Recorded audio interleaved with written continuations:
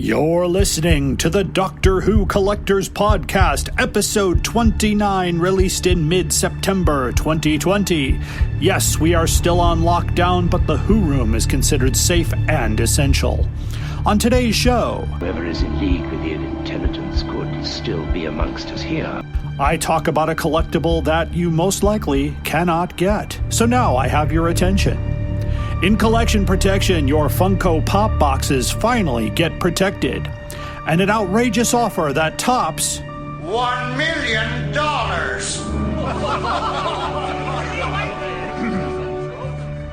I wish I was kidding, but I'm not. And sorry for the non-Doctor Who clip.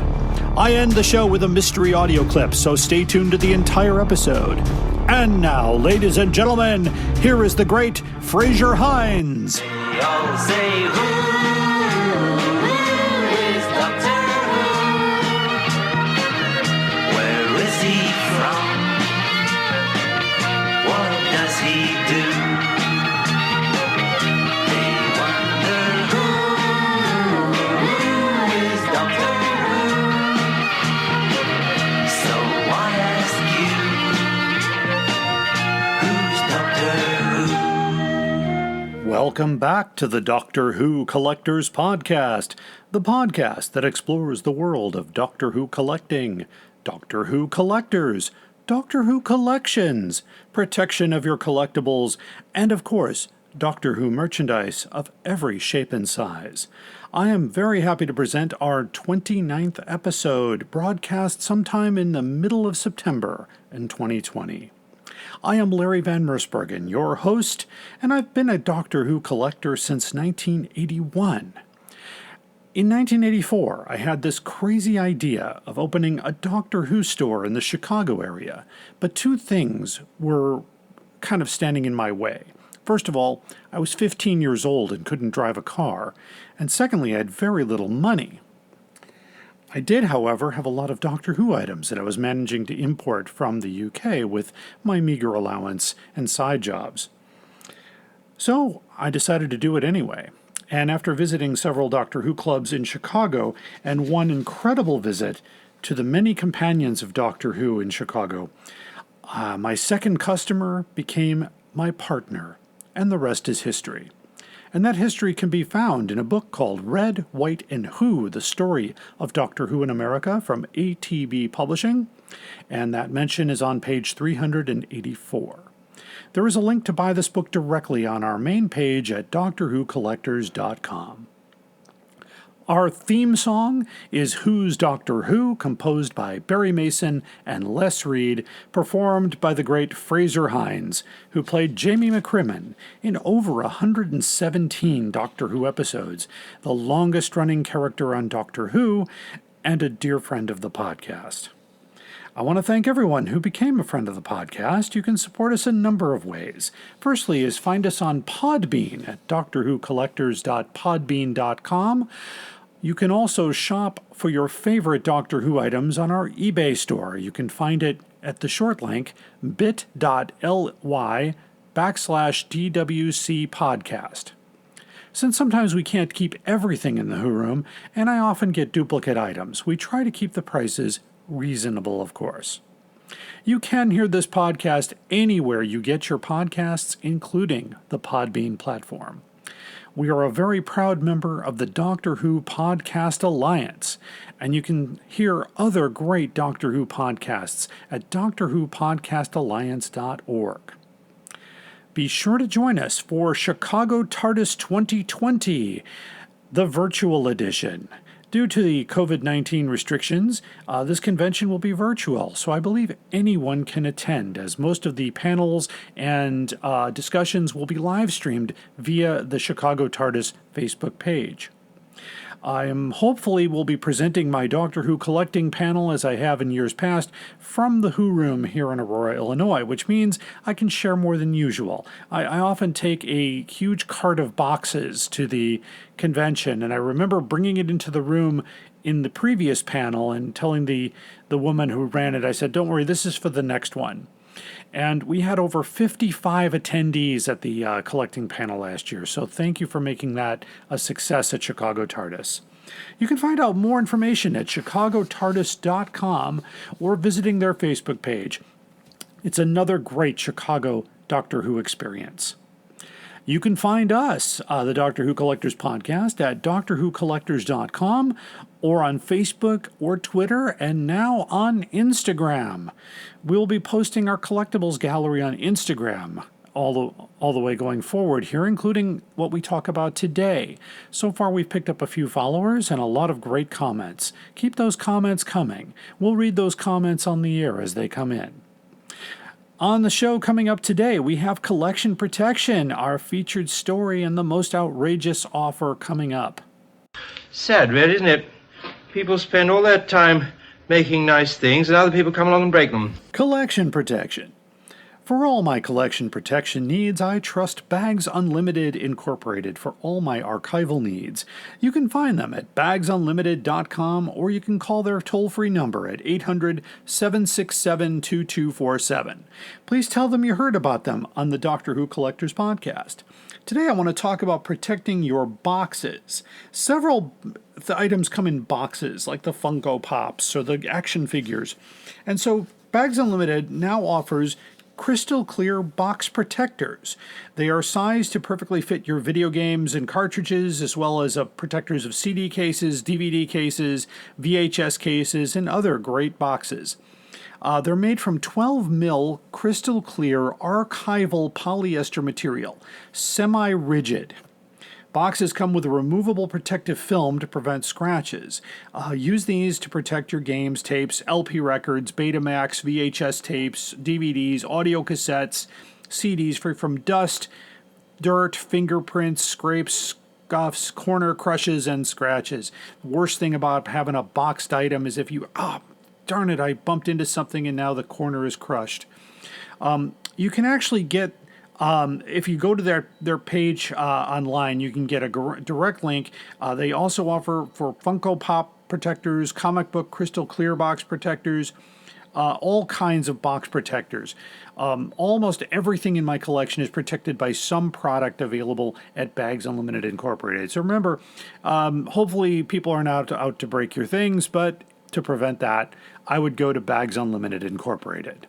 More after the break. Hello, fellow time travelers. I'm Tony Whitt with the Doctor Who Target Book Club podcast, the podcast in which we undertake the insert adjective here task of discussing in story order all of the Doctor Who novelizations. I'm joined by Dalton Hughes and by Alison Fitz-Seyfried. and we record our episodes twice a month. You are listening to the Doctor Who Collectors Podcast. Enjoy your travels. I would like to invite you to take a trip across all of time and space. Join us in the police box as we discuss the worlds of Doctor Who in a completely random order. We discuss it all: TV stories, audio adventures, novels, nonfiction books, and on and on. I'm your host, Eric Branson. I would be very happy if you joined me for the Police Box in the Junkyard podcast. The Police Box in the Junkyard podcast is a proud partner of the Video Junkyard podcast and can be found on most major podcast platforms including SoundCloud, Podcast Addict, Stitcher Radio, Google Play, and Spotify. You are listening to The Doctor Who Collectors Podcast. And just a few notes before we go to our featured story. I was very happy to be part of the last episode of Police Box in a Junkyard podcast, where we discussed the story Arc of Infinity, which was in the 20th season of Doctor Who, and I was very lucky to see that at a convention in Chicago in 1983. It was not even on television yet here, and we got to see Arc of Infinity. It was a really great treat. So I do encourage you to hear that podcast. And the Target Book Club podcast is in the Tom Baker era now, with a new theme song and going through the Tom Baker novels, which should get them going for a little while longer. I just had the pleasure of listening to the Arc in Space, so if you're not following that podcast, you should be following all of those podcasts along with this one. I have been a guest on both of those podcasts, and I do support them fully. Up there is the scanner, those are the doors, that is a chair with a panda on it. Sheer poetry, dear boy.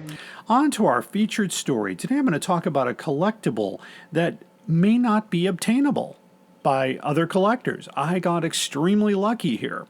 But I'm talking about a failed project, or a project that never went to market. It's called BBC Doctor Who The Target Book Collection.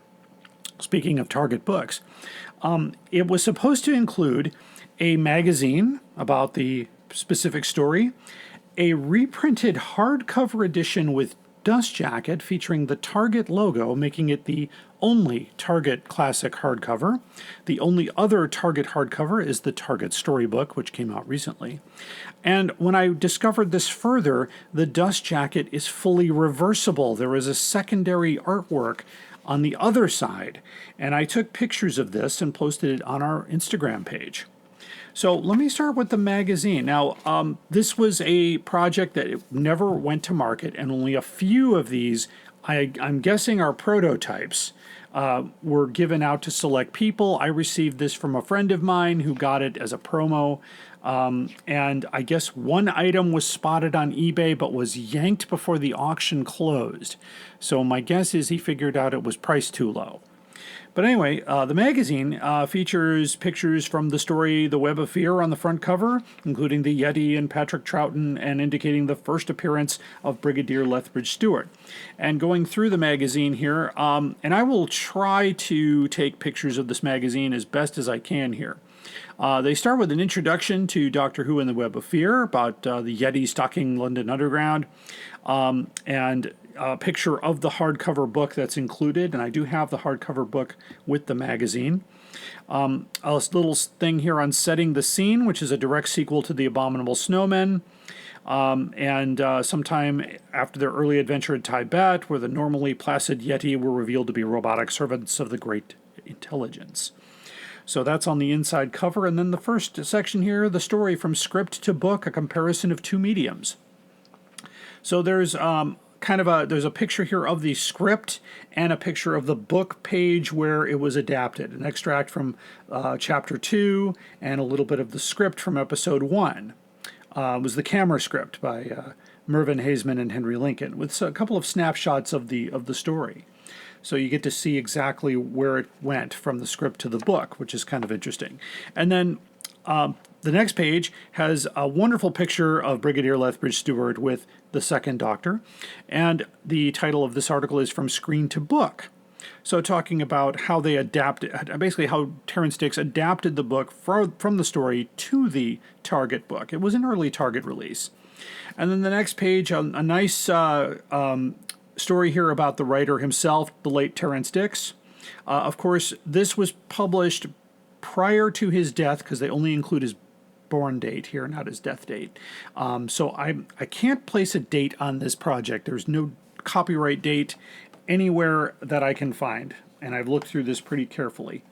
Anyway, a nice collection of his works at the bottom, including The Making of Doctor Who, the original, a story of the Sarah Jane Adventures, which was a novelization he did, and Moonbase 3, which is 6 episodes were created in 1973, and that was all there was for one series.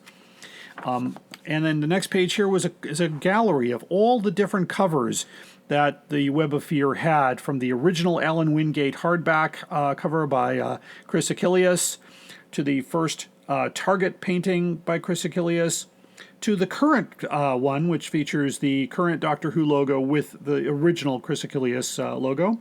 On the other page is the neon reprint, which has the Alistair Pearson artwork, and the 1994 Blue Spine edition, which they actually say here, artist unknown. I have to do my research to see if the artist is actually known for that cover. So that's the center, not quite the center spread, but I get to the center spread, and there's a section here on fictional facts on Terrance Dicks. No other writer has been as prolific as Terrance Dicks when it comes to the Doctor Who novelizations. His first book was Doctor Who and the Auton Invasion, as we've discussed, but it lists, 64 of the 161 Target books were by Terrance Dicks. So, including some very early ones. Day of the Daleks, Abominable Snowmen, The Giant Robot. Some wonderful stuff. On the next page, an article now in the TV episode. We have a picture of a unit soldier at the top, the first appearance of the unit team.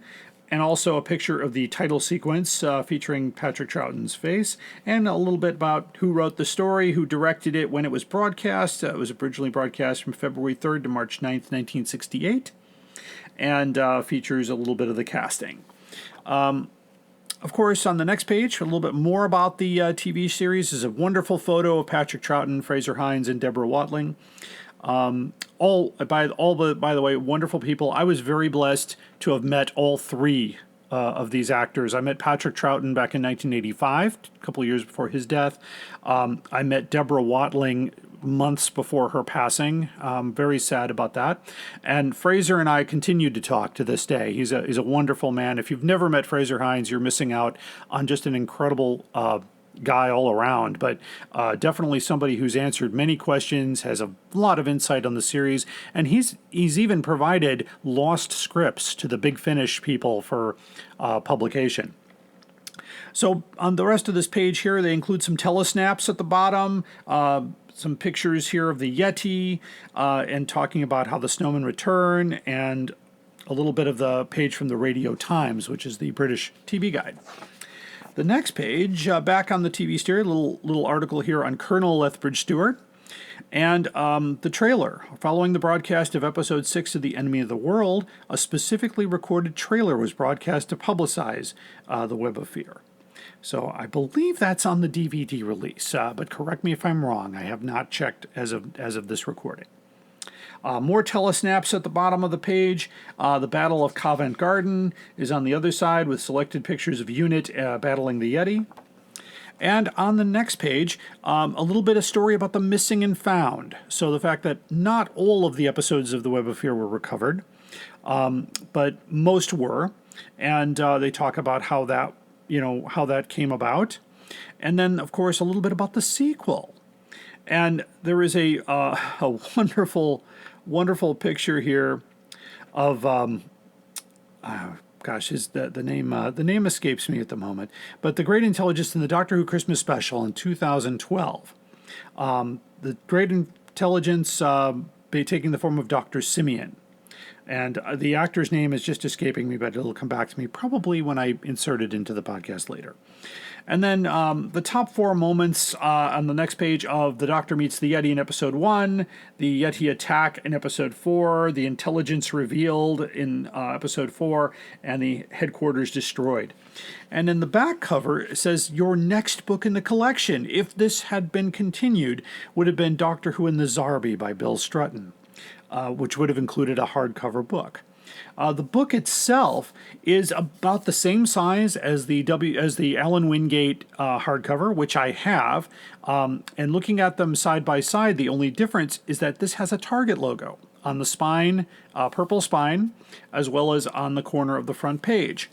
The inside of the book itself is a white cloth-bound book. There's no imprint on the book itself. But when I picked up the book out of there was a second dust jacket on the back of this one with a black spine and a different alternative artwork of Doctor Who and the Web of Fear, which I have posted those pictures to Instagram. On the inside book here, it's the original printing here. It says a Target book published in 1976. A division of the W.H. Allen and Company, which is interesting because Alan Wingate was not related to Allen and Company. There were 2 different companies. You could see 2 podcasts back, I talk about that.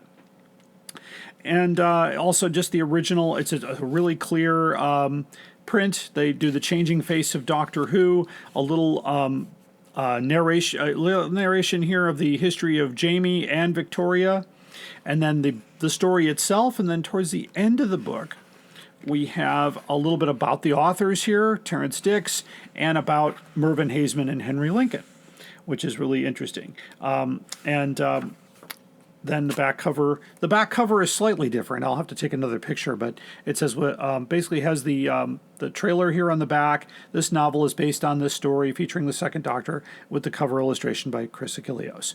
Again, I had consulted David J. Howe, who's a friend, another dear Doctor Who collector, has the Doctor Who Collectors Memorabilia Museum in England. He was a guest on my podcast at Chicago TARDIS, and he and I have become really good friends. And I asked him about this, and he said that he didn't know much about it except that it was a project that probably was proposed, a few prototypes were made, and then it never went to market. So I asked him about a ballpark figure of what he thought it might be worth, and he estimated £1,500 sterling for this. And I thought, wow, that's a lot of money. I didn't do the conversion yet, but a little over $2,000 for this type of thing. So it's not for sale, so I will not accept offers at this time. It is considered one of the prizes of my collection, an item that is not generally available. Any item that is not generally available tends to be worth more than something that was available. For instance, we keep talking about price gouging every once in a while, and I see copies of Genesis of the Daleks, the Ellen Wingate hardback with dust jacket, ex-library, for as high as $700. But a lot of those were printed, so I'm kind of wondering why it merits a $700 price tag. And I'm looking at an item here that didn't get to market. It was never sold. It was never available for wide use. There may be only 5 or 10 of these available or out there. I don't even know. I couldn't even tell you. I doubt there are more than that. My guess is that this was very expensive to produce. When you produce a hardcover book with dust jacket every month, based on subscriptions, I'm guessing, if they didn't get enough in subscriptions or they didn't project that they were going to get enough for this, it wouldn't be enough to simply just put it on the market because it would probably be too expensive to produce. And that sometimes happens. I was in publishing for 5 years, and we had a project that cost so much, it ran over budget by a lot, to the fact that it didn't matter how many we sold, it was never going to meet the costs. It was going to always be a loss. And so that sometimes happens. If anyone out there has any kind of information about this, now the book is not in mint condition, and neither is the magazine. It has been handled quite a bit. The dust jacket's a little bit tarnished on the front cover. The book is really kind of crisp. There's no writing of any kind. The magazine definitely looks like it's been well thumbed through. This may even be a review edition. There's nothing on here that indicates a proof. Sometimes they stamp proof in the book. Those, if they do have proofs, those would be worth slightly more because those were not supposed to leave the publishing house. When I worked in publishing, again, sometimes proof copies were distributed to the editors. Those were not allowed to leave the building. So there you have it. This is an item that I wish I could tell you more about, except that the information is very, very limited, even though I consulted an expert. And I checked the web, nothing on Google. So if somebody has knowledge out there that they want to share, please hit us up at drwhocollectorspodcast@gmail.com, or you can reach us on any of the social media platforms, Facebook, Twitter, or Instagram. Just search for Doctor Who Collectors Podcast, Facebook and Twitter at Doctor Who Collectors Podcast. Thank you for listening. There is no plot. I am being completely honest with you. And now it's time for my favorite part of the program, the most outrageous offer. And today I have an outrageous offer that most likely is not for real. It has to be a joke, because this is probably the highest price I've ever seen for a Doctor Who item. And like I said, I'm holding on to an item I just spoke about that might be worth $2,000. I don't know. I haven't put it up for sale. I don't have plans to at the moment. But I wanted to tell you about a book that I discovered. It was sent to me by someone who did not want to be named, but Doctor Who, The Clockwise War, by Gray, Scott, Ross, and John, published by Panini Limited. I found a seller here in Georgia, USA. They've been a seller online since 2010. And they're asking for, and everybody better sit down for this one, the listed price is $999,999. So we're talking $1 million here. $1 million.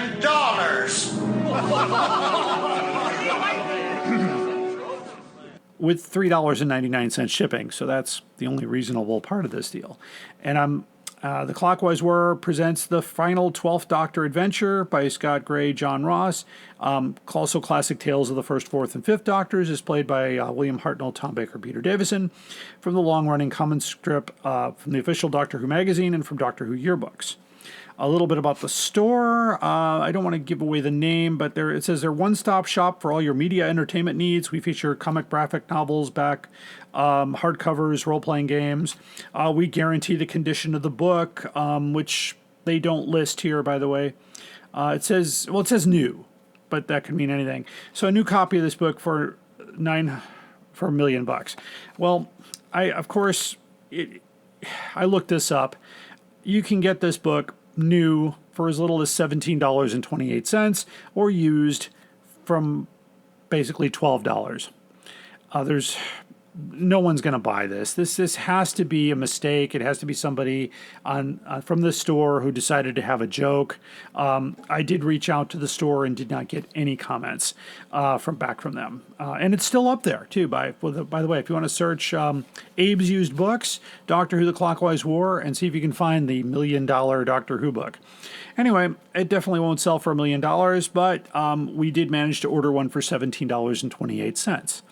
I love these. Keep them coming if you find an outrageous offer. An offer on eBay that seems a bit high. An offer on Amazon.uk that you just think, wow, that's a lot of money. Or Abe's Used Books. Or anywhere where you find that the price is just a little too high. We've had all kinds of submissions here, so you can hit us up on Facebook, Twitter, or Instagram. You can use our email. Our official email is drwhocollectorspodcast@gmail.com. Put outrageous offer in the subject line so we see it, and include all relevant links. If you wish to be named, leave your name and where you're from, and we'll be happy to read that out loud as well. So this has been a most outrageous offer. And that concludes the Doctor Who Collectors Podcast for this edition.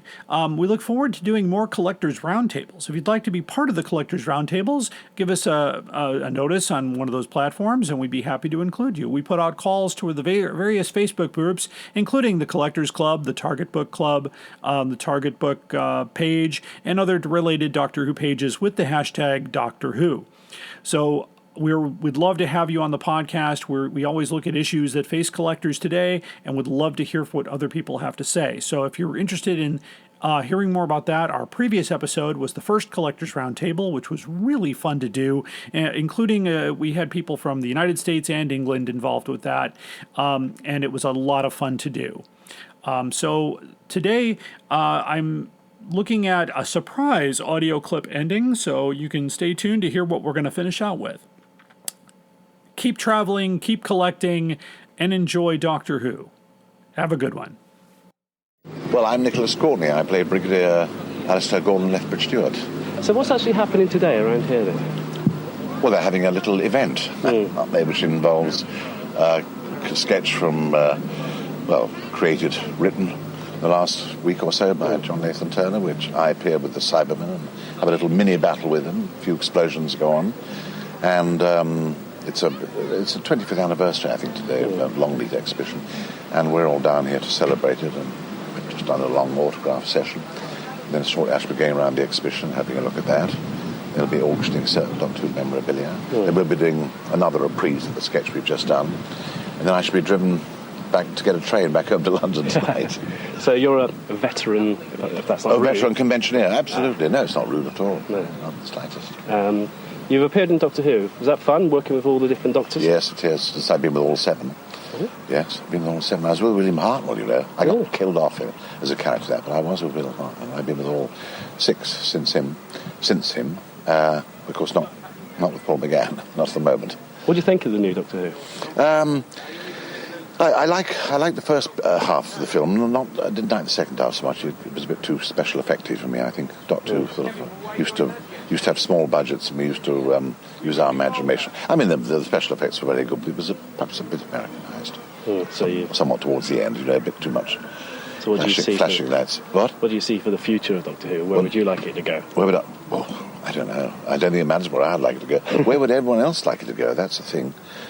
I think as long as it retains its, as long as the writing stays good, and it retains, I think it's got to retain its Britishness. I think to work, it can go on for a long time. Making lots of good actors who can. Well, I mean, Paul McGann's got, but he was very good. I liked him very much in the film. But anything can happen, I suppose. You mentioned you went to conventions. What are the fans like? Oh, very appreciative and very generous and very polite.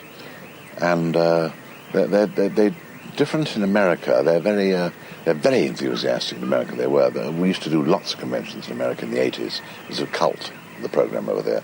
I went across 14 times in 1 year on one occasion, 14 conventions all around the States. And they were very over-enthusiastic and very direct. And the British are slightly more laid back in there. When you go to do a panel, you do a question and answer session, talk to them. The British are slightly more reserved than the Americans were. They used to ask you very direct questions indeed. About your private life, mostly. Do you find that they're very starstruck, or is it... America, yes, possibly more. And there's more, I find there are more women fans in America, I found, yes. And this country, there are more male fans than there are women. That's what I've found. I wonder why that is. I don't know. It's very interesting, that. Although today, I must say, having done my autograph session in the queue, there have been an array of delightful-looking ladies. It's very nice to see so many of them. It's wonderful weather for it, isn't it? It's wonderful weather for it. It's a nice part of the world, so it brings the nice, pretty ladies out, which is always pleasurable to the Brigadier to look at.